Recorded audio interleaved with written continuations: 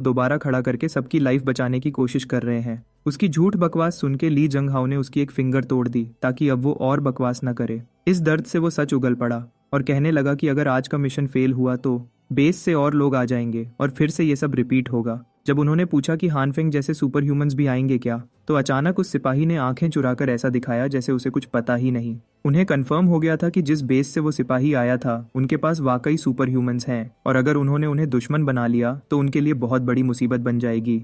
हानफेंग अभी अभी होश में आया था और ये सब देखकर उसे भी अंदाजा हो गया था कि उसका बिजनेस पार्टनर किसी पर भी रहम नहीं करता। जब उन्हें लगा कि अब उस सिपाही से और इन्फो नहीं मिल सकती तो उस बॉक्सर ने उसे ऐसे तरीके से खत्म किया कि देखने वाले का खून भी ठंडा हो जाए। उसकी नज़र में ये नई बेस वाले लोग भी एक और पावरफुल ग्रुप हैं जिनके इरादे कितने खतरनाक हो सकते हैं कोई नहीं जानता। अब उन लोगों के पास दो रास्ते हैं, या तो उस गैंग को खत्म कर दें या सब कुछ छोड़कर दूसरी जगह चले जाएं जो यहाँ से दूर हो और शांत जगह हो जहाँ वो नई जिंदगी शुरू करें। इस समय हानफेंग बस अपने ग्रुप के पास लौटकर उनसे प्लान डिस्कस करना चाहता है। अपार्टमेंट की तरफ ऊपर जाते हुए हानफेंग सारी बात सोचता है। अभी तक जितनी इन्फॉर्मेशन मिल चुकी है उस हिसाब से लगता है कि बाहर कोई सेफ जगह ढूंढना ही बेहतर रहेगा। ऊपर जाने से पहले हानफेंग दोबारा सेकंड बेसमेंट गया ताकि आर्मर्ड जीप्स और हैवी मशीनरी को एक बार दोबारा चेक कर सके। वो चुपके से वहां घूम रहा था कि अचानक किसी के आहिस्ता चलने की आवाज उसकी तरफ आ रही थी। उसने सामने वाले पर अटैक करने का सोचा लेकिन जल्द ही समझ गया कि वो खुद एक ट्रैप में फंस गया है।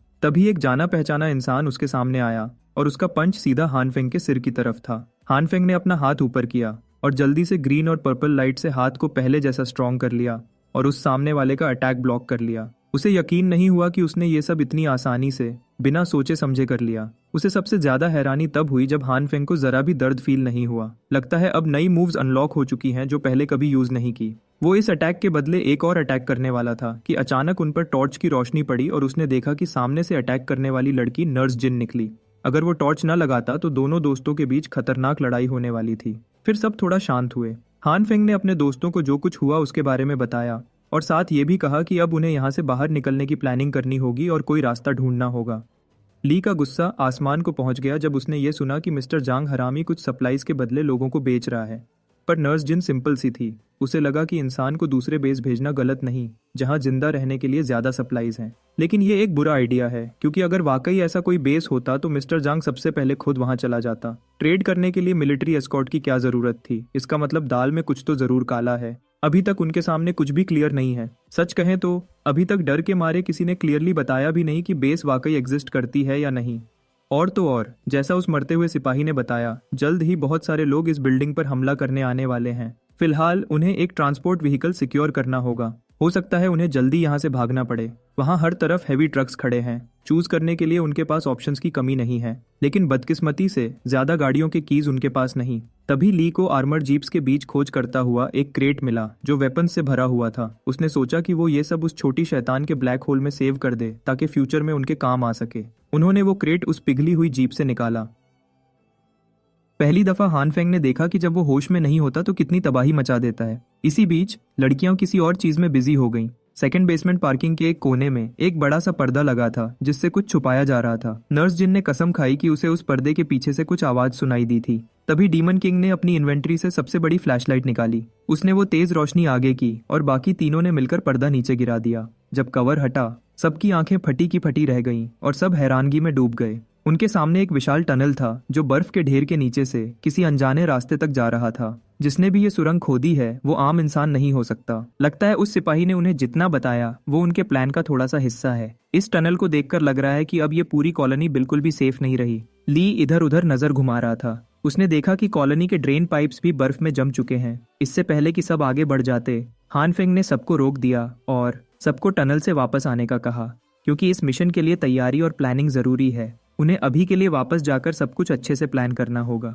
सबने वापस जाकर थोड़ा सर्वाइवल गियर, खाने पीने का सामान और सेफ्टी के लिए थोड़े एक्सप्लोजिव्स भी पैक कर लिए। काफी वेपन्स और एक्स्ट्रा रेशन के साथ अब कुछ दिनों तक का जुगाड़ तो हो गया। हानफेंग ने सबको पहले ही बता दिया कि ये पहला सफर मिशन स्काउटिंग के लिए है। वो सिर्फ देखकर वापस आएंगे। अगर कोई भी इमरजेंसी हो गई तो बिना टाइम वेस्ट किए वापस भाग जाएंगे। वैसे भी उस छोटी शैतान की स्टोरेज डायमेंशन के बिना इतनी प्रेपरेशन इम्पॉसिबल होती। हानफेंग और ली मिशन के लिए निकल पड़ते हैं और लड़कियां रूम में ही रुकती हैं। हानफेंग ने कमरे की दीवारों और दरवाजों को रीइंफोर्स कर दिया था ताकि कोई अंदर घुस न सके। लड़कियों ने उन्हें बाय बाय कहा और हानफेंग ने उन्हें भरोसा दिलाने वाली नजर से देखा। लिटिल डीमन किंग अपनी असली नजरों का आशीर्वाद देती है अपने एडवेंचर पर निकले हुए दोस्तों को। अब ऐसा लग रहा है सिर्फ मिस्टर जांग ही खतरा नहीं, बल्कि अब इस टनल से कुछ और भी खतरनाक निकल सकता है। इस स्काउटिंग मिशन का असली मकसद सर्वाइवल के लिए एक नई जगह तलाश करना है। दोनों भाई मिलकर टनल में घुस गए और हिम्मत के साथ अंदर बढ़ते रहे। उन्होंने सोचा था नीचे जमीन ज्यादा गर्म होगी, मगर यहाँ तो और भी ज्यादा ठंड है। सब कुछ बिल्कुल फ्रीज हो चुका है। अब हैरानी की बात यह है कि किसी ने ये टनल इतनी ठंड में खोद भी कैसे लिया। सिर्फ 15 मिनट अंदर चलने के बाद ही उन्हें ट्रिकी रास्ते मिलने लगे। आधा घंटा बीतने पर टनल में अलग अलग रास्ते निकल आए। उन्होंने अंदाजा लगाकर रैंडमली कोई एक रास्ता पकड़ लिया। हालतें चढ़ते उतरते 1 घंटा और गुजर गया। जब भी उन्हें कोई मैनहोल मिलता, ली ऊपर जाकर बाहर झांकने की कोशिश करता, लेकिन सब ऊपर से बर्फ से बंद हो चुके थे। वो उस टनल में इतना गुम हो गए थे कि उन्हें अब याद भी नहीं आ रहा था कहाँ से आए थे या कौन सा रास्ता लेना है। तभी उन्होंने सुकून का सांस लिया जब एक और ड्रेन पाइप्स का ढेर और एक जाना पहचाना एरिया मिल गया। जब उन्होंने उन पाइप्स का पीछा किया तो सामने कुछ बिल्डिंग्स मिल गईं। उन्हें ऐसा लगा जैसे ऊपर वाले ने उनके लिए गिफ्ट भेज दिया हो। वहां उन्हें अंडरग्राउंड सीवर का एक पूरा मैप मिला। उन्होंने वहां आधा दिन मेहनत की, लेकिन पता चला अभी तक वो लोग अपनी पुरानी कॉलोनी में गोल गोल घूम रहे हैं। तभी ली को चुप कराते हुए हान फेंग ने धीरे से अपनी टॉर्चेस बंद करने का कहा। उसे दूर से ट्रक्स के आने की आवाजें आ रही थीं। जमीन के नीचे एक पूरा मिलिट्री ट्रक्स का कैरावैन जा रहा था और वो सब हान सिटी के रेजिडेंशियल एरिया की तरफ जा रहे थे।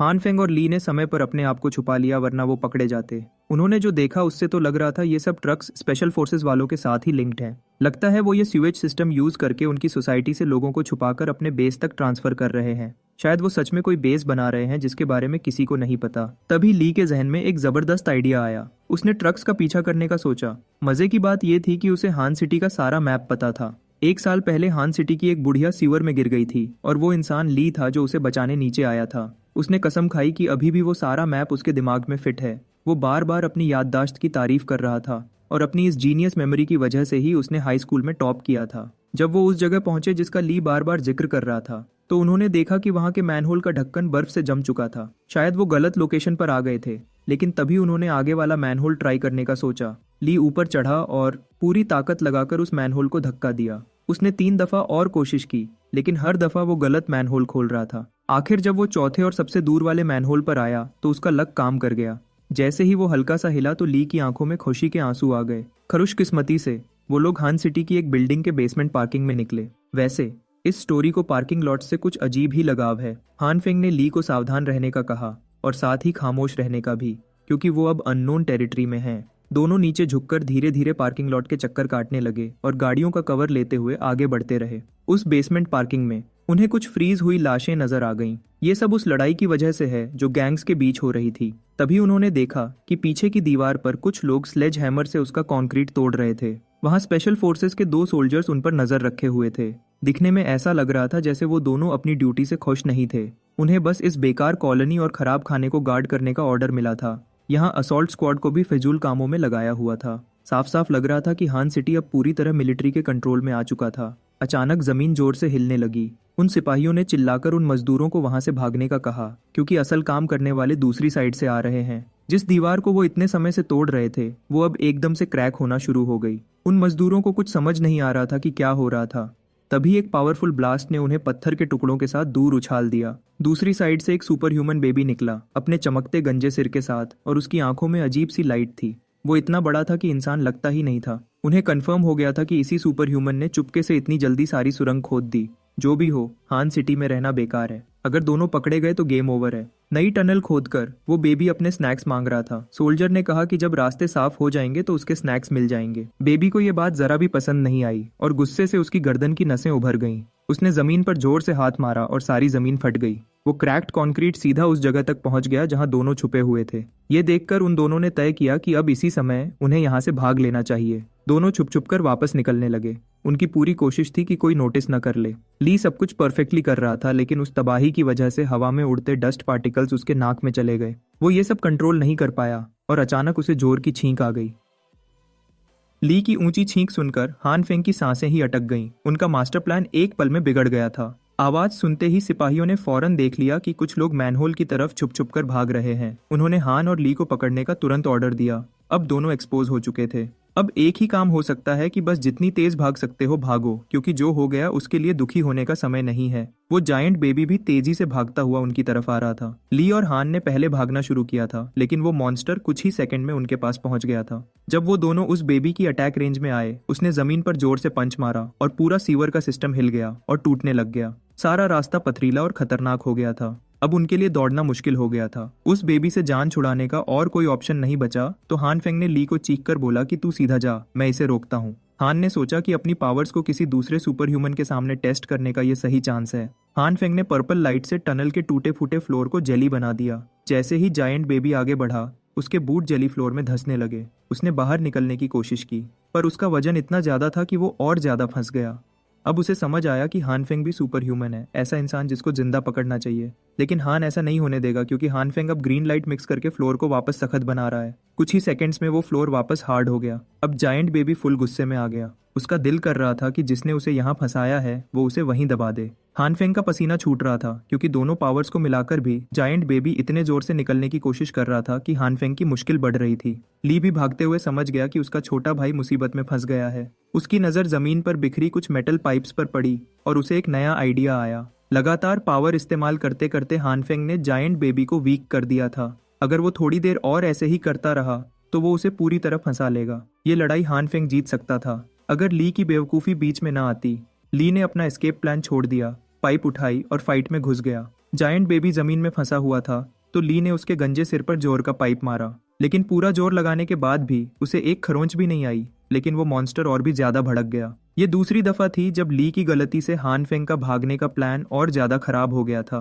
वो जायंट बेबी जो वीक हो रहा था, अब दोबारा हाइपर मोड में आ गया। ऐसा लग रहा था कि वो किसी पल उन दोनों को जिंदा जमीन में गाड़ देगा। ये देखते हुए ली ने पलटकर वापस दौड़ लगाई। हान फेंग को भी अपना ट्रैप छोड़ना पड़ा। सारा प्लान पॉपट हो गया। देखा जाए तो ली की नीयत तो सही थी, वो बस हेल्प करना चाहता था, पर अपने छोटे भाई को अकेले न छोड़ने की जिद ने सब उल्टा कर दिया। वो कुछ और मिनट बिना रुके भागते रहे, लेकिन खुशकिस्मती से वो बड़ा गोलगप्पा खुद ही कहीं पीछे ब्लॉक हो गया और सारा रास्ता बोल्डर से बंद हो गया। फिलहाल उनका एक खतरा तो टल गया, लेकिन एक और मुसीबत उनके दरवाजे पर आ पहुंची थी। भागने के चक्कर में वो इस पाइपलाइन में खो गए थे। उन्हें सबसे पहले ये सोचना था कि वो किस तरफ आ गए हैं और जाना किस तरफ है। ली ने हंसते हुए भरोसा दिलाया कि मैप उसके दिमाग में चिपका है। उसे पूरा यकीन था कि अब वो रास्ता निकाल लेगा। फिर ली पूरी कॉन्फिडेंस स्टाइल में एक रास्ता पकड़कर आगे बढ़ने लगा। सच कहूं तो मेरी तरह हान फेंग को भी ली पर जरा भी यकीन नहीं था। 10 मिनट बाद ली चिल्लाया कि वो इस साइड की सीवर को वो पहले से जानता है। उसके बाद के 20 मिनट तक ली बस रैंडम पाइपलाइंस के पीछे चलता रहा। बीत गए। अब आखिरकार उसे अपनी नेविगेशन स्किल्स पर शक होने लगा था, मतलब अब उनके फिर से लग गए। लेकिन तभी हान फेंग को पास ही से तेज ठंडी हवा का हल्का झोंका फील हुआ। अब हान फेंग ने खुद रास्ता ढूंढने का फैसला किया और उसने हवा के फ्लो का पीछा किया। आखिर वो लोग एक ऐसे रास्ते तक पहुंच गए जो ऊपर की तरफ जा रहा था। उन्हें सामने एकदम से रोशनी दिखाई दी। उस भूल भुलैया टनल के एंड पर एक उम्मीद की रोशनी। तभी ली सबसे आगे कूद गया और ऐसा एक्ट कर रहा था जैसे निकलने का रास्ता उसने ही ढूंढा है। दोनों एक बर्फ की दीवार पर चढ़ रहे थे और बहुत संभल कर चल रहे थे ताकि कहीं एकदम से फिसल न जाए। आखिर वो दोनों टनल के एंड तक पहुंचे और उनकी नजरें ऊपर फ्रीज हो चुकी दुनिया पर पड़ी। बाहर काफी अंधेरा था और हवा काफी ठंडी थी, लेकिन बर्फ का तूफान अब जरा धीमा हो गया था। ऊपर की दुनिया में अब कुछ भी पहले जैसा नहीं रहा था। सब कुछ ठंडा हो गया था, हर तरफ खामोशी थी और सब फ्रीज हो चुका था। ली सीवर टनल से बाहर कूद गया तो उसे पता चला कि जो जगह पहले पानी से भरी थी अब वहां भी सब जम चुका है। हान फेंग ने आसपास ध्यान से देखा तो उसकी नजर एक बिल्डिंग पर पड़ी जो डिंगफंग बिल्डिंग की तरह लग रही थी। डिंगफंग बिल्डिंग इस एरिया के 5 किलोमीटर के अंदर सबसे ऊंची बिल्डिंग मानी जाती है और ये बिल्डिंग उनकी कॉलोनी के आगे नॉर्थ साइड पर है। इसका मतलब वो लोग नीचे से दौड़ते हुए गलत डायरेक्शन में काफी दूर निकल आए हैं। सिंपल वर्ड्स में कहा जाए तो चिंगफू डिस्ट्रिक्ट हानचुन सिटी के साउथ साइड वाले 3rd रिंग में है, जबकि अब वो लोग नॉर्थ साइड वाले 4th रिंग में निकल आए। और अब तो टनल्स भी टूट चुकी हैं, इसलिए अब सिर्फ जमीन पे चलते हुए वापस जाने का रास्ता बचा है। उसके लिए सबसे पहले जिंग डिस्ट्रिक्ट क्रॉस करना जरूरी है और ऐसी सिचुएशन में एक दिन में घर वापस पहुंचना इम्पॉसिबल लग रहा है। तभी ली ने धूमधाम से बोल दिया कि जिंग डिस्ट्रिक्ट में उसके काफी कॉन्टैक्ट्स हैं, शायद वहां खाने का या रात गुजारने का कोई जुगाड़ मिल जाएगा। वो स्नो से ढकी सड़क पर मजेदार स्टाइल में चला जा रहा था। अचानक उसका पैर फिसल गया, लेकिन शुक्र है कि बर्फ की वजह से जमीन सॉफ्ट थी। उसे अब समझ आ गया था कि रास्ते काफी स्लिपरी हो चुके हैं, इसलिए हर कदम सोच समझकर लेना पड़ेगा। जैसे जैसे रात गहरी होती गई, बर्फ का तूफान बढ़ने लगा। शायद अभी किसी शेल्टर को ढूंढना ही बेहतर रहेगा। दोनों जितना तेज चल सकते थे चल रहे थे। अब उनका एक ही मिशन था, कोई गर्म जगह ढूंढकर वहां रात गुजारना। वो जिंग डिस्ट्रिक्ट से सिर्फ 3 किलोमीटर दूर है, पर तूफान अब और तेज हो गया है। अगर 1 घंटा इसे और बर्दाश्त कर लिया तो जिंग डिस्ट्रिक्ट पहुंच जाएंगे। कुछ और ही मिनट बाद सब कुछ और क्लियर हो गया। अब या तो उन्हें स्पीड बढ़ानी होगी या वो यहीं बर्फ में जम जाएंगे। उन्हें और भी बुरा तब लगा जब उन्हें रास्ते के बीच 2 आदमियों की जमीन पर जमी हुई लाशें मिल गईं। उनके बैग्स देखकर लगता था कि वो पूरी तैयारी के साथ आए थे, लेकिन ठंडी हवा हर तैयारी पर भारी पड़ गई। बैग में कुछ खास खाना नहीं था, शायद इसलिए वो भी बाहर बाकी लोगों की तरह सप्लाईज ढूंढने निकले थे।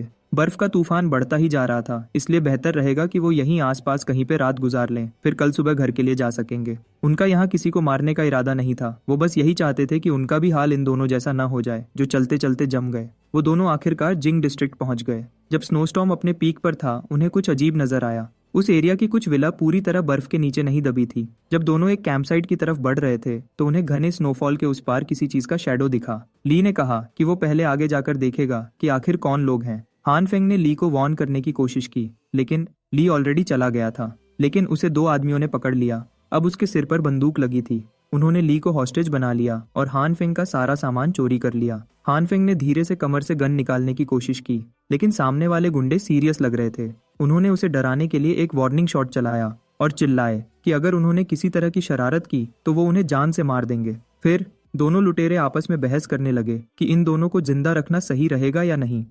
अगर उन्होंने हान और ली को मार दिया तो उन्हें उनकी डेड बॉडी को उठाकर ऊपर विला तक ले जाना होगा, और इस ठंड में इतनी मेहनत आखिर कौन करेगा।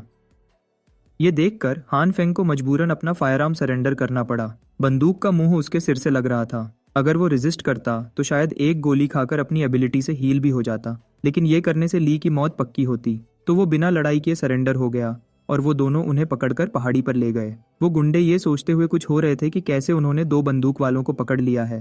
हान फेंग ने तमीज से बर्ताव किया। वो अपना सारा सामान, सप्लाईज, इक्विपमेंट दे चुके थे, तो अब उन लुटेरों को उन्हें छोड़ देना चाहिए। लेकिन उन लुटेरों का प्लान कुछ और था। हान फेंग को शक हुआ कि कहीं ये लोग इन्हें मारकर खाने वाले तो नहीं। ऐसी सिचुएशन में किसी पर भरोसा नहीं कर सकते। फिर भी ये जगह असल में काफी अच्छी थी। पहाड़ी की चोटी से पूरा हानचुआन सिटी नजर आ रहा था। जब वो ऊपर पहुंचे तो एक लुटेरे ने विला का गेट ऑटोमेटिक की से खोला। इसका मतलब यहाँ अभी भी पावर है। शहर की बिजली तो कब की बंद हो चुकी थी, तो शायद ये विला जनरेटर से चल रहा होगा। बर्फ में डूबे होने के बाद भी यहाँ के घरों का लेवल टॉप क्लास था। ये देखकर हान फेंग हैरान रह गया। और तो और इस घर के चारों तरफ डिफेंस स्ट्रक्चर्स भी बने हुए थे। तभी हान फेंग के दिमाग में एक शैतानी प्लान आया। अगर वो दोनों इन लुटेरों को किसी तरह मार दें तो उस छोटी शैतान की हेल्प से ये जगह मजबूत फोर्ट्रेस बन सकती है। ये सोचते हुए वो हंसने लगा, लेकिन उसकी हल्की हंसी लुटेरों ने देख ली और सीधा उसके सिर पे एक थप्पड़ मारा। फिर उन लुटेरों ने उन दोनों को उस दीवार के पास खोदाई का काम खत्म करने का कहा। उनका कहना था कि अगर वो काम कर देंगे तो उन्हें उनका सामान वापस मिल जाएगा और वो उन्हें छोड़ भी देंगे। उन्हें बस सिर झुकाकर काम करना होगा और कोई चालाकी नहीं चलेगी। क्योजी, जो बड़ा और थोड़ा स्लो था, उसे इन नए मजदूरों की देखभाल करने का पहला शिफ्ट मिला। ये बड़ा लुटेरा क्योजी अपने छोटे भाई के इस बॉसी रवैये से इरिटेट हो रहा था। तभी वो हॉस्टेजेस की तरफ मुड़ा और उन्हें धमकी दी कि अगर उन्होंने काम शुरू नहीं किया तो वो उन्हें गोली मार देगा।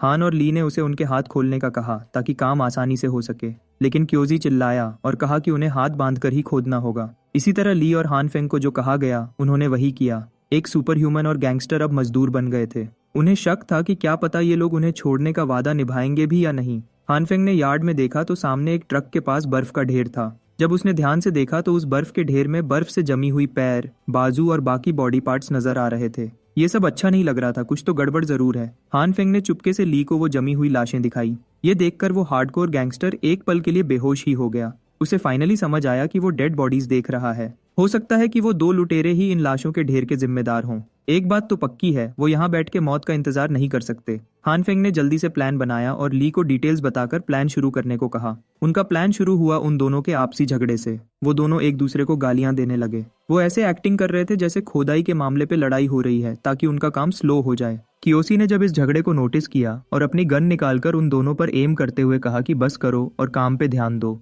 दोनों ने एक्टिंग करते हुए पूरा ड्रामा कर दिया और झगड़ते रहे। कियोसी ने थोड़ी देर बाद हार मान ली, लेकिन क्लियरली कह दिया कि सूरज ढलने से पहले खुदाई कंप्लीट होनी चाहिए। जब वो वापस मुड़ा और अपनी पीठ उन दोनों की तरफ की, उनका झगड़ा एकदम से रुक गया।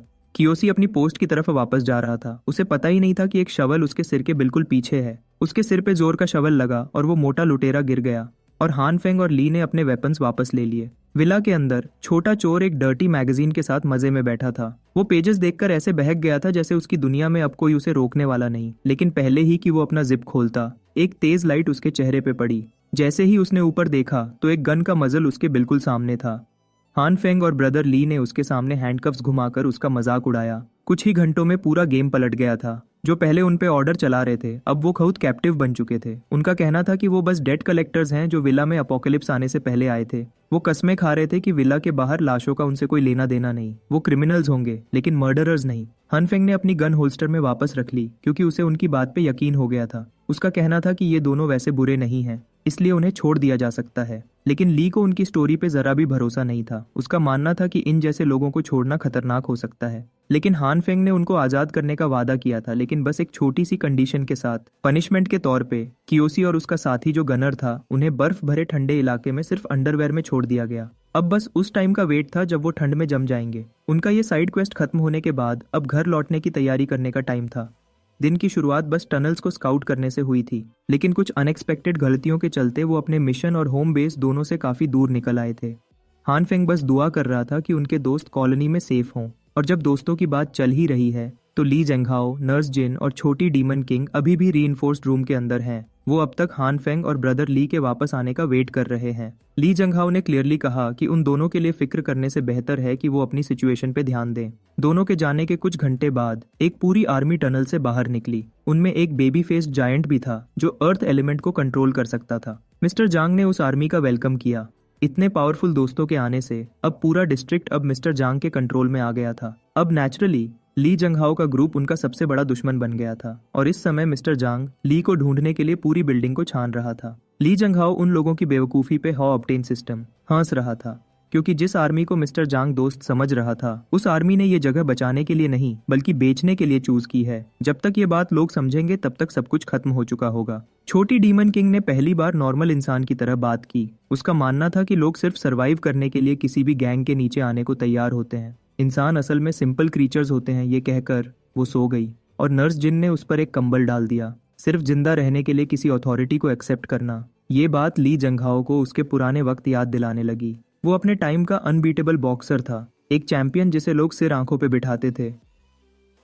फिर भी जब दर्द होता है तो उस दर्द से बचा नहीं जा सकता। रिंग के उस चार कोनों में वो एक योद्धा है, लेकिन एक नाजुक योद्धा। उसके कोने में उसका ट्रेनर था जो सिर्फ गालियां बकता था जबकि वो मार खाकर नीला पीला हो रहा था। उस ट्रेनर को बस गोल्ड मेडल चाहिए था। उसने ली जंगहाओ को ऐसा आदमी बनाया जो वो आज है और वो उतनी ही तेजी से सब कुछ वापस भी छीन सकता था। बुढ़ापे में भी उन दिनों की यादें अब भी उसके जहन में एक बुरी याद की तरह फंसी हुई हैं। जंगहाओ ने लड़कियों की तरफ मुड़कर कहा कि वो चलने के लिए तैयार होने के लिए निकलने को रेडी होना होगा, क्योंकि मिस्टर जांग के कुत्ते एक एक यूनिट में घूमकर उन लोगों को ढूंढ रहे होंगे। वो एक जगह ज्यादा देर नहीं रुक सकते। बदकिस्मती से अब जगह बदलने के लिए थोड़ी देर हो चुकी थी। उनके रूम का रीइंफोर्स्ड दरवाजा जोर से टूट गया। जंगहाओ, नर्स जिन और छोटी डीमन किंग बिल्कुल नंगे हो गए थे। ये भी एक सीक्रेट है कि आखिर उन्हें इतनी जल्दी कैसे ढूंढ लिया गया। दरअसल उस बड़े से सुपर ह्यूमन बेबी ने उन्हें सूंघ लिया था और अपने दुश्मनों को देखकर उसके मुंह से राल टपक रही थी। नीचे बेसमेंट में सिपाही तेजी से काम पर लग गए। वो लोग ढेर सारे मिस्ट्री सॉसेजेस के बॉक्सेस को ऑर्गेनाइज कर रहे थे और ट्रक्स में लोड कर रहे थे।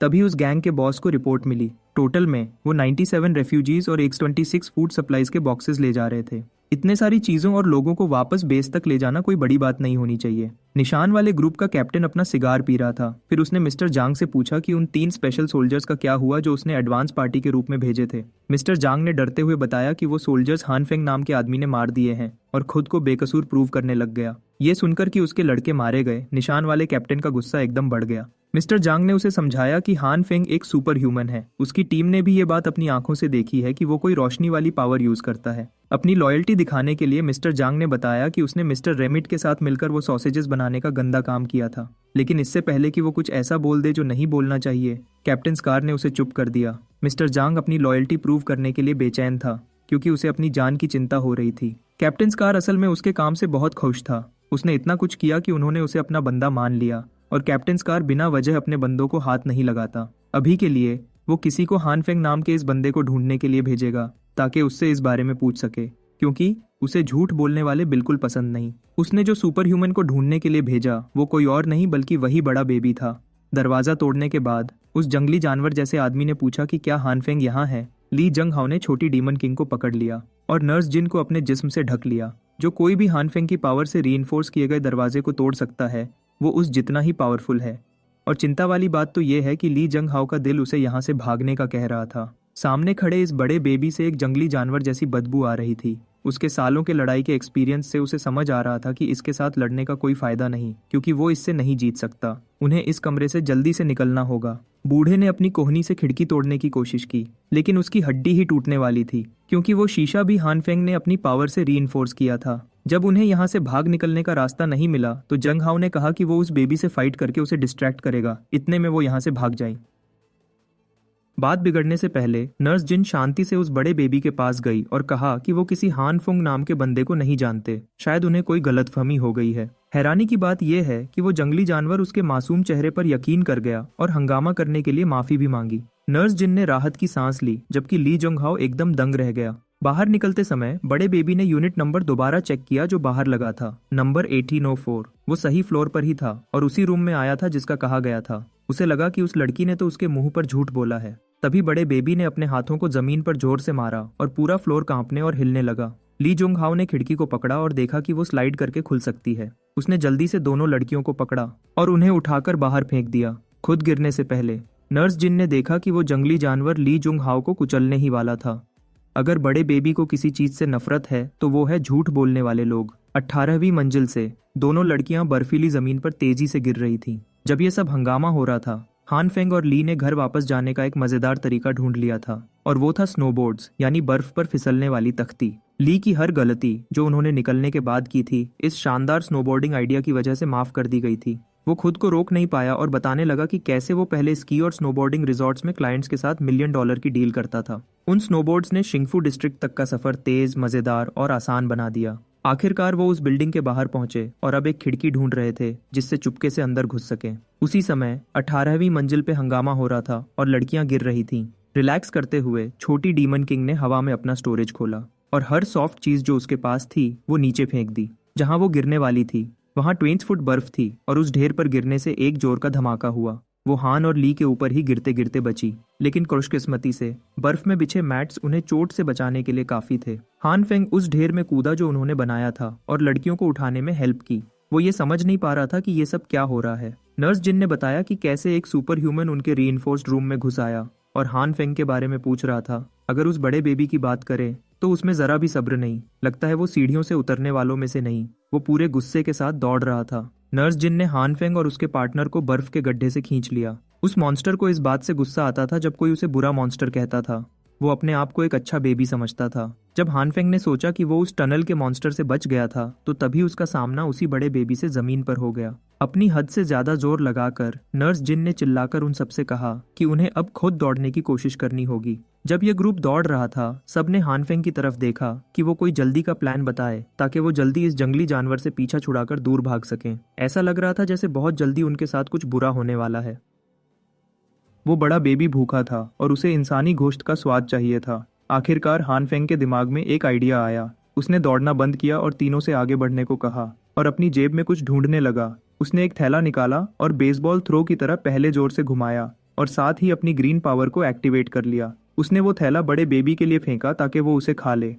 थैले के अंदर का सामान जल्दी से ग्रीन लाइट के साथ रिएक्ट करने लगा। देखते ही देखते वो थैला बड़े बेबी के मुंह में खुल गया और उसने मुंह खोलकर उसका स्वागत किया। उसने भूखे जंगली जानवर की तरह थैला चबा लिया और उसमें से सोयाबीन्स का स्वाद लिया। हानफेंग ने जो होने वाला है उसके लिए माफी मांगी और तभी उसकी ग्रीन लाइट पूरी तरह से ट्रिगर हो गई। बड़े बेबी के मुंह और गले में ढेर सारे बीज तेजी से बढ़ने लगे और पूरे पेड़ बन गए। तभी उस जंगली जानवर के मुंह और नाक से तेजी से जंगली पौधे और पत्तियां बाहर निकलना शुरू हो गईं, बिल्कुल एक हॉरर मूवी के सीन जैसा। जैसे हान ने सोचा था, बड़े बेबी का उन पेड़ पौधों से दम घुटने लगा और उसका सांस लेना मुश्किल हो गया। उसने उन पौधों पत्तियों को पकड़कर अपने मुंह से खींच लिया, लेकिन जोर से खींचने से उसके गले से खून निकल आया जो उसके पैरों के नीचे सारी बर्फ को लाल करने लगा। अब हानफेंग के लिए उसका गुस्सा और बढ़ गया। वो बार बार उसके हाथों मार खा रहा था। तभी बड़े बेबी ने उसे धमकियां देना शुरू कर दी, लेकिन उसका दुश्मन पहले ही गायब हो चुका था। बच्चे की तरह उसने बर्फ में गुस्से से चीखना शुरू कर दिया, जैसे कोई बिगड़ा हुआ बच्चा हो जिसको उसका नाश्ता न दिया गया हो।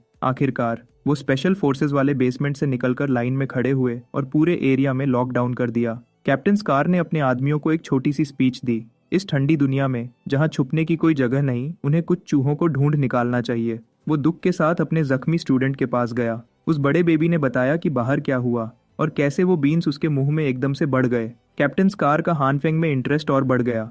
उसने सोचा कि हानफेंग की पावर के साथ खाने की कमी का मसला आसानी से हल हो सकता है। उसने अपने आदमियों को रेडियो मैसेज किया जो ऊपर बूढ़े को पकड़ चुके थे और इस सुपर ह्यूमन को कैसे बाहर निकालने का प्लान सोचने लगा। दूसरी तरफ हान के ग्रुप ने भागकर अपने दुश्मनों से काफी दूरी बना ली थी। नर्स जिन ने उन्हें सब कुछ बताया जो हानफेंग और ली के स्काउटिंग मिशन पर जाने के बाद हुआ। उसने हानफेंग को खास तौर पर चेतावनी दी कि वो उस अजीब जंगली जानवर के निशाने पर है जो कोई भी आसानी से रीइंफोर्स्ड दरवाजे और दीवारों को तोड़ सकता है। उससे सावधान रहना चाहिए क्योंकि हानफेंग की पावर से रीइंफोर्स की हुई दीवार को तो बॉम्ब ब्लास्ट से भी कोई फर्क नहीं पड़ा था और इस बेबी ने उसे एक बार में तोड़ दिया। नर्स जिन के आंसू निकल आए जब उसे याद आया कि कैसे ली जुंग हाओ ने लड़कियों को बचाने के लिए अपनी जान दांव पर लगा दी। हानफेंग ने दुखी दिल से मान लिया कि ली जुंग हाओ के मरने का चांस बहुत ज्यादा है। अब वो बस आगे बढ़ सकते हैं ताकि उसकी कुर्बानी बेकार न जाए। लेकिन नर्स जिन और छोटी डीमन किंग ने उसकी बेरहम सोच को नहीं माना। वो उस बूढ़े को बचाना चाहती थी। ब्रदर ली भी इस बात से सहमत था कि उन्हें ली जंग हाओ का एहसान चुकाना चाहिए। ऐसी बात नहीं है कि हानफेंग वापस जाना नहीं चाहता। उसे बस इस बात की चिंता है कि वो ऐसा काम करने जा रहे हैं जहां उनके बचने का चांस बहुत कम है। हो सकता है ली को बचाने के चक्कर में वो सब भी मर जाएं। लेकिन लड़कियां सही कह रही थीं क्योंकि ली जंग हाओ अभी भी जिंदा है, लेकिन वो इतना मार खा चुका है कि बस मरने के करीब है। उन्होंने जख्मी बूढ़े को बर्फ में घुमाया जबकि कैप्टन स्कार मेगाफोन से बात कर रहा था। उसको यकीन था कि हानफेंग और उसका ग्रुप पास ही कहीं छुपे हैं। कैप्टन स्कार ने ग्रुप को तसल्ली दी कि पहले जो हुआ वो बस एक बड़ी गलतफहमी थी। ली जंग हाओ को बर्फीली सड़कों पर घूमते देख नर्स जिन अपने छुपने की जगह से निकलने ही वाली थी। कैप्टन स्कार चाहता था कि हानफेंग उसके गैंग का मेंबर बने। उसने अनाउंस किया कि अगर वो साथ देने को तैयार हो जाए तो उसकी बीवी, बच्ची और भाई को एक ऑफिशियल के तौर पर सही ट्रीटमेंट मिलेगा। इस अनाउंसमेंट ने ग्रुप को हैरान कर दिया। ऐसा लगा जैसे दुश्मन के पास कुछ गलत इन्फॉर्मेशन है। जब उसे कोई जवाब नहीं मिला, कैप्टन स्कार ने बूढ़े की तरफ मुड़कर पूछा कि क्या हानफेंग इतना बेदिल है कि उसे अपने भाई के जीने मरने से कोई फर्क नहीं पड़ता। ली जंग हाओ ने हंसते हुए बताया कि उसकी मुलाकात उस लड़के से बस कुछ दिन पहले हुई थी। इस बात से स्कार को काफी हैरानी हुई।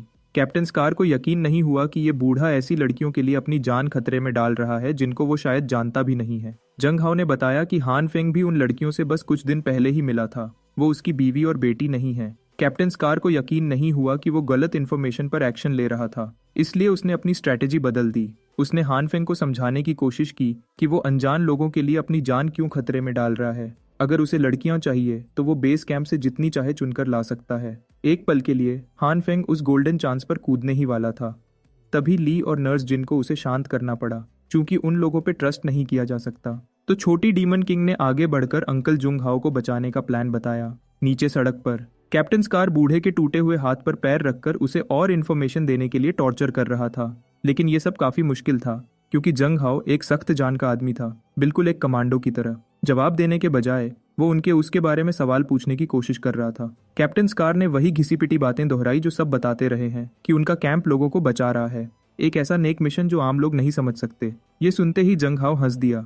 ये घिसा पिटा जवाब बिल्कुल एक रट्टिया हुआ झूठ था। अब जब उसकी मौत करीब थी, कैप्टन स्कार उसके कान के पास बैठ गया और असली जवाब धीरे से बताया। उसने कहा कि इस बर्फ से जमे हुए सिटी में सिर्फ एक ही जिंदा चीज बची है और वो इंसान है, और इतनी बड़ी तादाद में है कि उनका शिकार करके खाया जा सकता है। जंग हाओ को पहले से ही उन पे शक था, लेकिन ये बात उन गुनहगारों के मुंह से सुनना चाहता था। ये मॉन्स्टर्स लोगों को मवेशी की तरह इकट्ठा कर रहे हैं। जो जिंदा हैं वो खाना खाते हैं और जिनको मार देते हैं वो उनका खाना बन जाते हैं। कैप्टन स्कार जुंग हाओ के दिमागर को उड़ाने ही वाला था। अचानक आसमान से हर तरह का छोटा बड़ा सामान गिरने लगा। जब पास से देखा तो सिपाही हैरान रह गए क्योंकि वहां सिगरेट्स, शराब और खाने का सामान बारिश की तरह गिर रहा था। इसमें ताजा सब्जियां और गोश्त भी मिला हुआ था। बड़े बेबी ने आगे बढ़कर सिपाहियों को बर्फ में दौड़ने का ऑर्डर दिया ताकि जो भी उनके हाथ लगे उसे उठा लें। कैप्टन स्कार ने अपने आदमियों को रोकने की कोशिश की और अपनी पिस्टल हवा में चलाई ताकि अपने लड़कों पर दोबारा कंट्रोल कर सके, लेकिन ये बेकार था। उसने अपनी सावधानी बढ़ा दी। ये एक डिस्ट्रैक्शन थी। अब किसी भी समय दुश्मन जरूर कोई अटैक करेगा। दूर से कुछ टूटने की आवाजें उसका ध्यान खींच रही थीं। तभी पास की एक बिल्डिंग की दीवार टूट गई जब एक बड़ा बुलडोजर उसमें से गुजरा और उस बिल्डिंग में एक बड़ा सा सुराख कर दिया। ड्राइवर की सीट पर हानफेंग बैठा था और अपने हाथों को स्कार के खून से रंगने के लिए तैयार था। ये छोटी डीमन किंग का प्लान था। पहले वो आसमान से सबको लालच दिलाने वाला सामान फेंकेगी ताकि भूखे सिपाहियों को अपनी तरफ खींचे। इसका मतलब था कि वो ढेर सारा रैंडम सामान फेंक देगी ताकि सिपाहियों में हंगामा मच जाए। फिर हान फेंग अपने मेटल बीस्ट फॉर्म में सिपाहियों के झुंड पर हमला करेगा और अपने जख्मी साथी को बचाएगा। इसका मतलब था कि वो बुलडोजर से उन पर टूट पड़ेगा ताकि ली जुंग हाओ को बचा सकें। बदकिस्मती से हान फेंग ही ग्रुप का वो अकेला इंसान था जो उसका ये प्लान समझ सकता था। प्लान बन चुका था। ये 4 लोग छोटी डीमन किंग के इशारे पर आगे बढ़े। वो ये नहीं सोच रहे थे कि प्लान कितना सिंपल और कच्चा है। उन्हें ये भी नहीं पता था कि सिपाही इस छल में फंसेंगे भी या नहीं। और वो बुलडोजर कहाँ से आया, वो तो उसने पहले से ही अपने स्टोरेज डायमेंशन में रखा हुआ था। हान फेंग ने कभी नहीं सोचा था कि उसकी शाम एक बड़े से कंस्ट्रक्शन मशीन को चलाते हुए गुजरेगी, लेकिन ऐसा शक्तिशाली चीज चलाना उसे सच में मजा दे रहा था। दरवाजे साफ लैंडिंग के लिए बने थे। बुलडोजर मोटी बर्फ को आसानी से हटा रहा था जैसे वो कुछ है ही नहीं।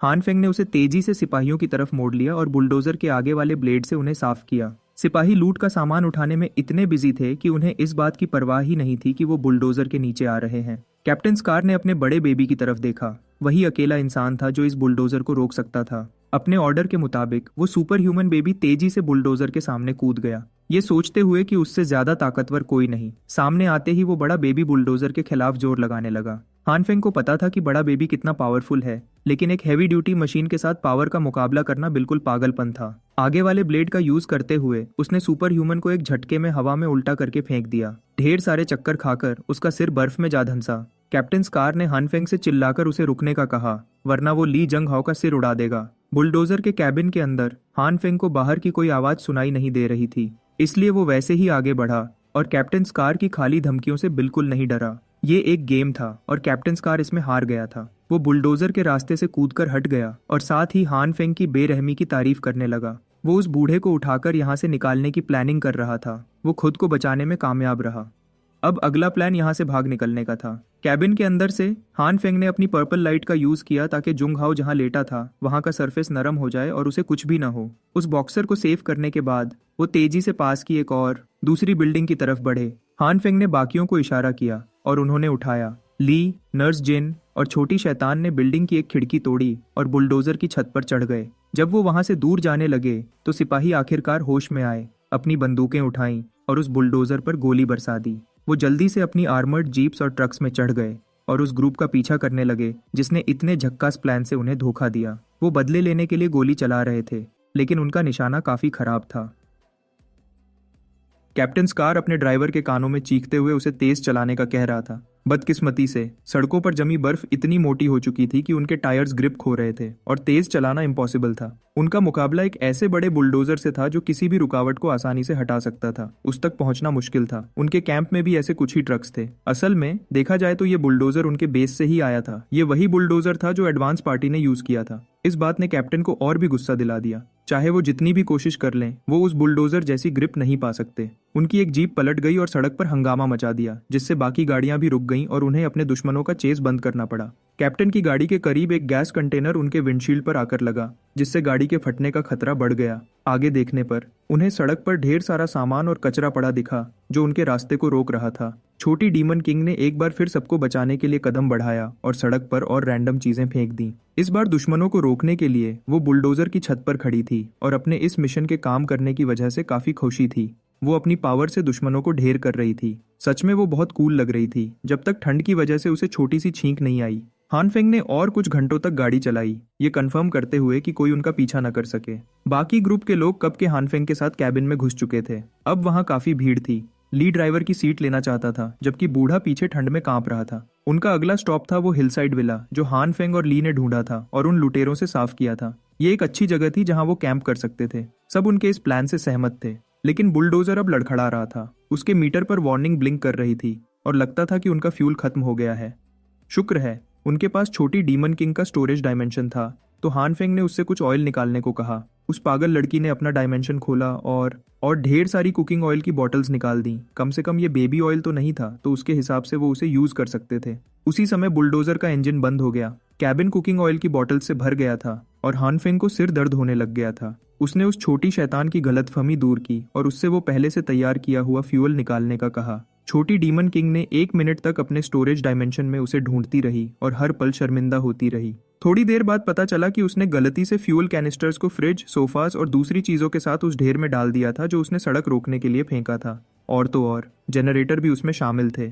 ये सुनकर सबके होश उड़ गए। उन्होंने अपना वैल्यूएबल सामान बस ऐसे ही फेंक दिया। हानफेंग के पास 1 साल का फ्यूल रेडी था, लेकिन अब उनके पास कुछ भी नहीं था। छोटी शैतान ने उसे रिलैक्स करने की कोशिश की और कुकिंग के लिए नेचुरल गैस निकाल लाई। उसके पास कोल की बाल्टियां भी तैयार थीं, अगर वो उनके काम आ सकता है तो। हान फेंग इस कचरे के साथ कुछ कर भी नहीं सकता था। कोल का टुकड़ा हाथ में पकड़ते हुए उसके दिमाग में एक आइडिया आया। उसने अपनी पावर को सही तरह समझने के लिए जितने एक्सपेरिमेंट्स किए थे उसके वो जानता था कि जो पौधे उगने में फेल हो जाते हैं वो कोयले जैसी जलने वाली चीज में बदल जाते हैं, और दूसरी तरफ मीट एक अनजान काले लिक्विड में बदल जाता है जिसके बारे में हान को भी नहीं पता। जब उनके पास कोई और रास्ता नहीं था, हान फेंग ने अंधेरे में तीर छोड़ने का फैसला किया और एक मेटल की बाल्टी और थोड़ा मीट मांगा। जब सब कुछ रेडी हो गया तो उसने एक मीट के टुकड़े पर अपनी ग्रीन लाइट का यूज किया।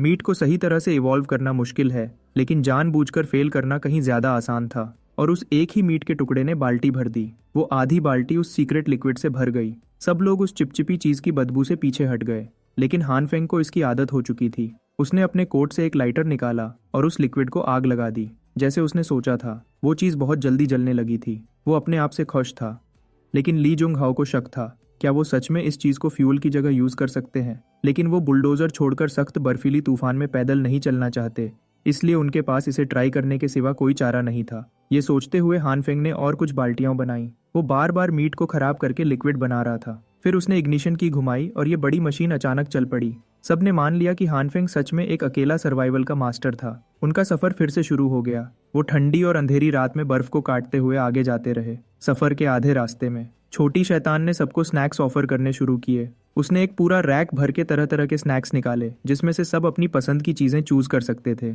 जुंग हाओ ने उससे पूछा कि उसके उस अजीब स्टोरेज में कितनी चीजें हैं। तब उस बॉक्सर को याद आया कि उसने एक सुपरमार्केट के चोरी होने और रात भर में खाली होने की खबर सुनी थी। उसे समझ आ गया कि वो कारनामा इसी शैतान का था। जब वो सब अपने पसंदीदा स्नैक्स खा रहे थे तो वो हिलसाइड विला आखिरकार नजर आ गया। बुलडोजर के साथ वो शायद एक ही बार में पूरी तरह ऊपर चढ़ सकते थे। जैसे ही हान फेंग ने पेडल को पूरा दबाने की कोशिश की, बुलडोजर का इंजन आखिरकार जवाब दे गया और धमाके से बंद हो गया। शायद उनका बनाया हुआ फ्यूल सही से काम नहीं कर रहा था, लेकिन शुक्र है कि बुलडोजर इतनी देर तक चल गया और उन्हें उनके विला तक ले आया। अब वो बस एक अच्छी जगह आराम करने से कुछ कदम दूर थे। ये सोचते हुए उन्होंने बर्फीली तूफान के बीच सफर शुरू किया। ऊपर जाते समय उन्होंने उन जमे हुए लुटेरों को देखा जिन्हें हान फेंग ने बिना गर्म कपड़ों के जंगल में छोड़ दिया था। उन पर ध्यान न देते हुए ये ग्रुप बिना देर किए उस सुरक्षित विला में घुस गया। जैसे ही वो अंदर घुसे, वो सब ठंड से कांप रहे थे। अगर उन्होंने जल्दी कुछ न किया तो ठंड से जम जाएंगे। उन्होंने सबसे पहले फायरप्लेस ढूंढा, उसमें थोड़ा कोयला डाला और आग जला दी, और सब आग के पास चिपक कर बैठ गए। अब जाकर उन्हें चैन मिला था। उन्होंने कैप्टन स्कार और उसके एलीट सिपाहियों की बैंड बजा दी थी। इस मरने वाले बर्फीली तूफान के बीच फायरप्लेस के आसपास चिपककर उन्हें सबसे ज्यादा सुकून मिल रहा था। यहाँ तक कि हमेशा सीरियस रहने वाला बूढ़ा भी स्माइल करने लगा। उसे ये बात एक्सेप्ट करनी पड़ी कि ये विला रास्ते में रुकने के लिए एक शानदार जगह थी। हवा पहाड़ पर जमी बर्फ को नीचे धकेल देती थी, तो पहाड़ का सिरा बर्फ में नहीं डूबता था। और तो और दुश्मनों के लिए भी चुपके से ये पहाड़ चढ़ना आसान नहीं। इस जगह पर अटैक करना मुश्किल था। अगर वो चाहें तो इस जगह को ज्यादा समय के लिए अपने बेस के रूप में यूज कर सकते हैं। जब ली जंग हाओ सीरियस सवाल पूछ रहा था तो बाकी सब फर्नीचर को दोबारा अरेंज करने में बिजी थे। हान फेंग ने जनरेटर को रेडी किया, छोटी शैतान ने टीवी निकाल दिया और ली एक 9th generation XPS game console पर झूम रहा था। देखने से लग रहा था कि ये लोग यहाँ ज्यादा समय के लिए रुकने वाले थे। उनका तैयार किया हुआ जनरेटर तो उन्होंने फेंक दिया था, लेकिन तभी उन्होंने देखा कि विला में पहले से रहने वालों ने एक जनरेटर रखा हुआ था और लकीली वो फ्यूल से भरा हुआ था। हान फेंग ने कंट्रोल सिस्टम के साथ थोड़ी छेड़छाड़ की और उसे चला दिया। आखिरकार उन्हें फिर से बिजली मिल गई। उसने अनाउंस किया कि आज रात उन्हें आजादी की दावत करनी चाहिए, लेकिन लड़कियां वाटर हीटर चलाकर नहाना चाहती थीं। नर्स जिन नहाने के बारे में सुनते ही खुशी से झूमने लगी। उसने बताया कि बर्फीली तूफान शुरू होने के बाद से वो एक बार भी नहीं नहाई थी, इसलिए गर्म पानी उसके लिए बहुत बड़ा सुकून होगा। उससे तो एक अच्छी सी बदबू आ रही थी। नर्स जिन के नहाने का ख्याल हान फेंग के दिमाग में आया और उसका चेहरा टमाटर जैसा लाल हो गया। उसने उसे यकीन दिलाया कि वो सबसे पहले नहाने की तैयारी करेंगे। उसने ये कह तो दिया, लेकिन बेसमेंट में जाकर चेक करने पर पता लगा कि ये काम काफी मुश्किल है, क्योंकि वाटर पाइप्स जम गए थे और पहले से लगा हुआ वाटर हीटर खराब हो चुका था। बाथरूम का हाल भी कुछ खास नहीं था, सब कुछ बर्फ से ढक गया था और जम गया था। पाइप्स तो बेकार थे, लेकिन शायद वो काम चला सकते थे अगर बाथटब काम करता। पहले उन्होंने बाथटब के चारों तरफ ढेर सारे स्पेस हीटर्स लगा दिए और उसमें बर्फ का एक बड़ा ढेर भर दिया। अगला काम अब एक सीक्रेट टूल का था जो उनके सपने को सच करेगा, और वो था हाई पावर्ड हीटिंग रॉड्स। काफी सारे इलेक्ट्रॉनिक्स को यूज करने के बाद उन्होंने बर्फ को पिघलाकर गर्म पानी बनाया। वो हीटिंग रॉड्स को अपना काम करते देख रहे थे। लेकिन पानी अब भी बहुत धीरे धीरे गर्म हो रहा था। हर बार जब हानफेंग चेक करता वो अब भी ठंडा ही था और अब तो कई घंटे बीत चुके थे। जैसे ही वो अपना हाथ टेम्परेचर चेक करने वाली डिवाइस से हटा रहा था, हीटिंग रॉड से एक चिंगारी निकली और उसे झटका लगा। उसने जल्दी से हाथ हटा लिया और कुछ अजीब देखा। चिंगारी ने उसकी रेड लाइट को अपने आप उभरने पर फोर्स कर दिया। दोबारा चेक करने पर वो ठंडा पानी जिसमें बर्फ मुश्किल से पिघल रही थी अचानक गर्म हो गया था। हन को लगा कि शायद उसकी रेड पावर की वजह से पानी जल्दी गर्म हुआ है। बाथटब के तैयार होते ही लड़कियां जल्दी से बाथरूम की तरफ भागीं। नर्स जिन खुशी से नंगी हो गई, अपना हसीन जिस्म दिखाते हुए। लेकिन ये हम सबको नहीं दिखा सकते। छोटी शैतान भी उसके साथ वहां थी और ये थोड़ा अजीब था। उसने अपना डायमेंशनल स्टोरेज खोला और ढेर सारी बाथ बॉम्ब्स निकाली जो हर तरह की खुशबू वाले थे। उसके पास हर ब्रांड का shampoo, conditioner, shower gel, skin care oils और मॉइस्चराइजर भी था। वहां तो लड़कियों के लिए जन्नत थी। नर्स जिन अपनी खुशी रोक नहीं पाई और छोटी शैतान को गले लगा लिया। वो बाथटब में काफी देर तक लेटी रही। उन्हें इस बात का दोष नहीं दे सकते क्योंकि ये गर्म बाथटब उस बर्फीली जमीन पर जन्नत जैसा था। वहां सिर्फ लड़कियां अकेली और नंगी थीं। नर्स जिन ने उस शैतान के छोटे से जिस्म पर कमेंट किया। उसने इस बात का बुरा मान लिया क्योंकि वो पहले से ही 21 साल की थी। किसी ने भी उससे कभी नहीं पूछा था कि उसकी एज क्या है। सब उसे छोटी बच्ची समझते थे और हमेशा उसे होमवर्क पूरा करने का कहते थे। उसने कहा कि डीमन किंग की पावर ने उसकी जवानी को बचा के रखा था। वो एक मिस्ट्री है, उसे तो किसी लैब में स्टडी करना चाहिए। बाथरूम के बिल्कुल बाहर हानफेंग लड़कियों की बातें सुन रहा था और पानी टपकने की आवाज भी आ रही थी। तभी ली उसे खींचकर वीडियो गेम्स खेलने के लिए ले गया और हानफेंग ने बड़े कूल अंदाज में बात संभाल ली। लेकिन ये गैंगस्टर समझ गया कि हानफेंग नर्स जिन के शिकार पर है। वो चाहे कितना भी कूल बनने की कोशिश करे पर वो ली को बेवकूफ नहीं बना सकता। उसने कहा कि एक सच्चा आदमी बिना डर के लड़कियों पर झांकेगा, बल्कि वो तो अब खुशी से ये करेगा। हानफेंग को उसे बाथरूम के दरवाजे से खींचकर दूर ले जाना पड़ा, वरना वो कुछ गैर कानूनी काम कर देता और नर्स जिन के हाथों मारा जाता।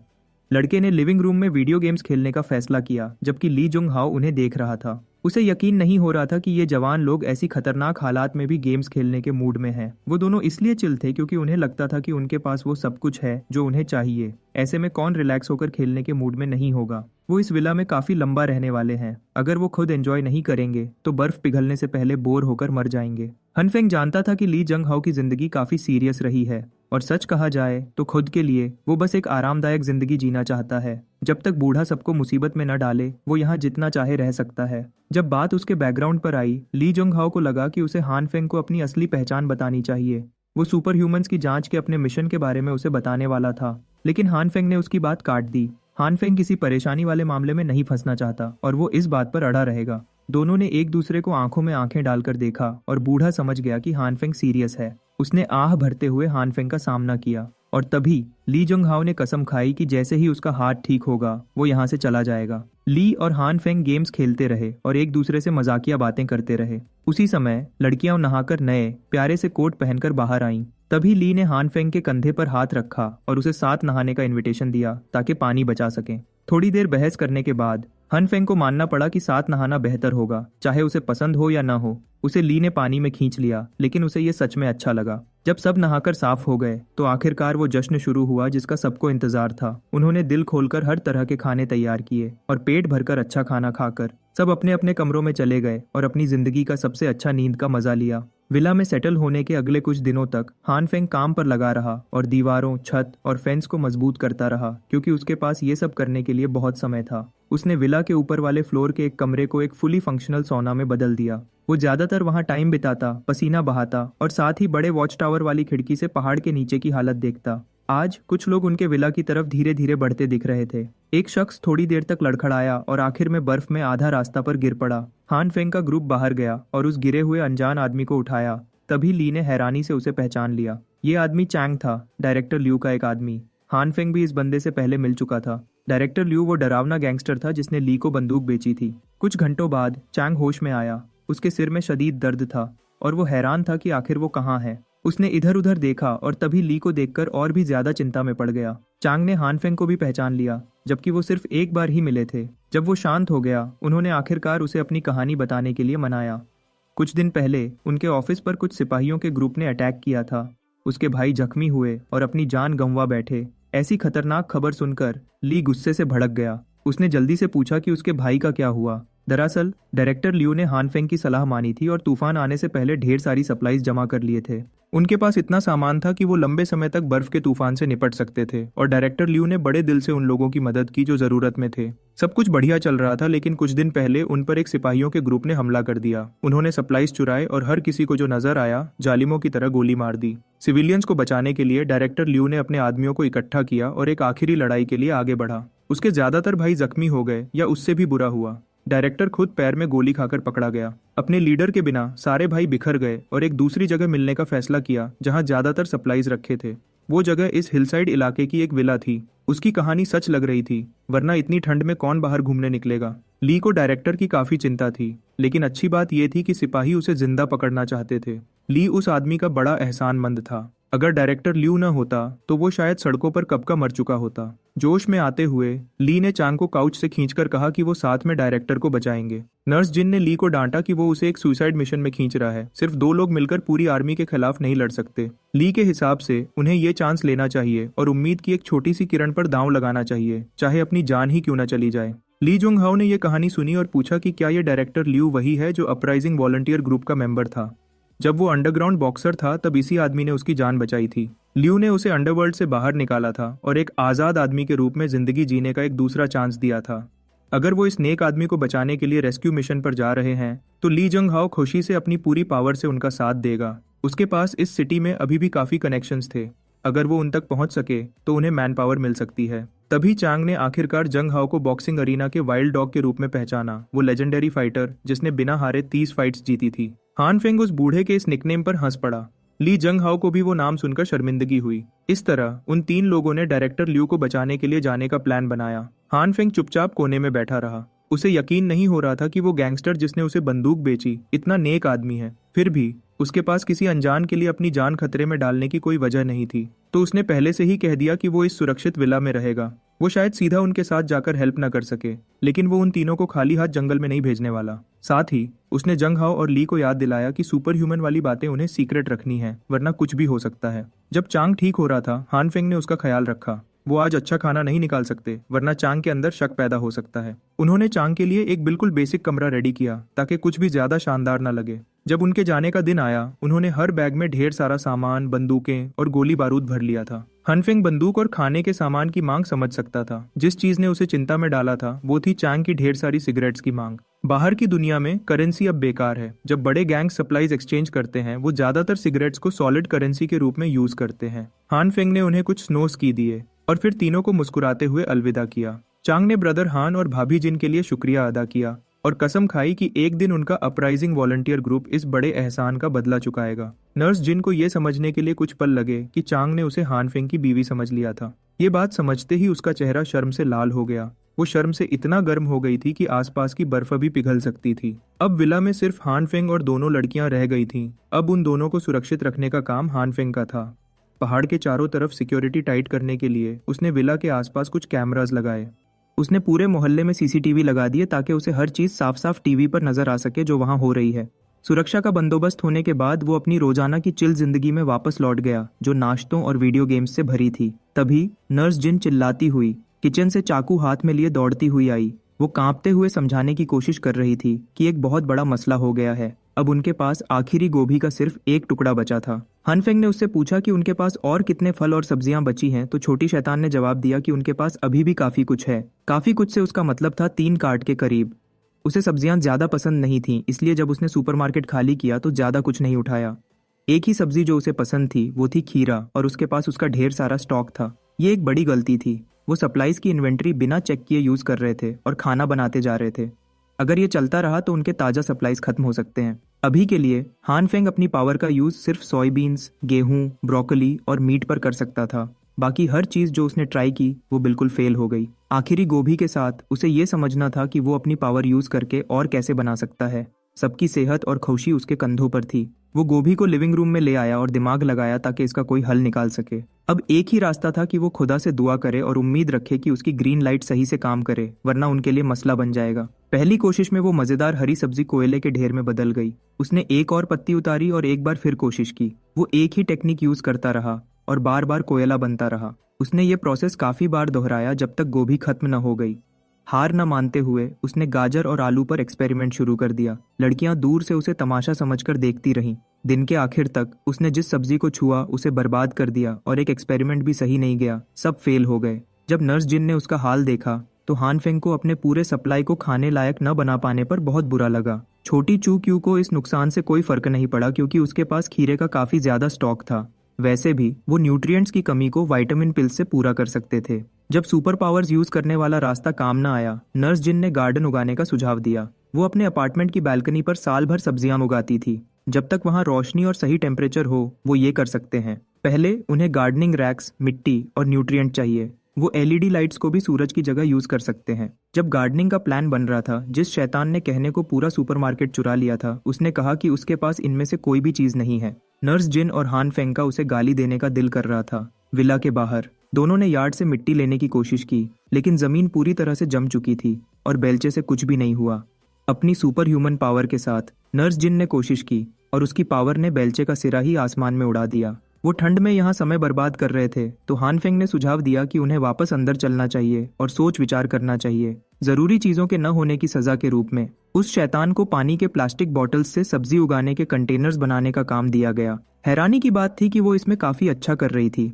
उसके पास पहले से ही काफी बनाए हुए कंटेनर्स थे जो मिट्टी से भरने के लिए रेडी थे। एपोकलिप्स में रिसाइकलिंग एक काफी यूजफुल स्किल है। ये प्लास्टिक बॉटल्स उनके भविष्य के खाने का घर बन सकते हैं।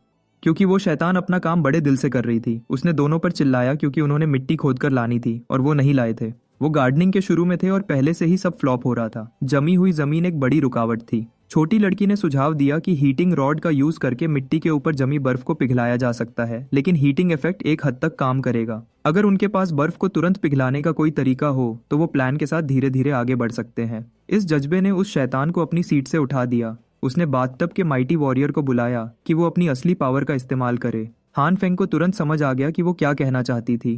पहले उसकी रेड लाइट ने बाथ वाटर को एकदम गर्म कर दिया था। अगर वो उस टेक्निक को सही से समझे तो वो बाहर की जमी हुई मिट्टी को पिघला सकता है। वो अपना हाथ जो रेड लाइट से ढका था एक बाल्टी पानी में 20 मिनट से डुबो रहा था और ये बिल्कुल काम नहीं कर रहा था। हान फेंग ने उस एक्सपेरिमेंट के हर डिटेल को याद करने की कोशिश की जिसने पानी को एकदम गर्म कर दिया था और ध्यान से देखा कि आखिर किस चीज ने इतनी गर्मी ट्रिगर की। तब उसे एक बात याद आई। उसने छोटी शैतान की तरफ मुड़कर पूछा कि कोई ऐसा टूल है जो उसे करंट दे सके।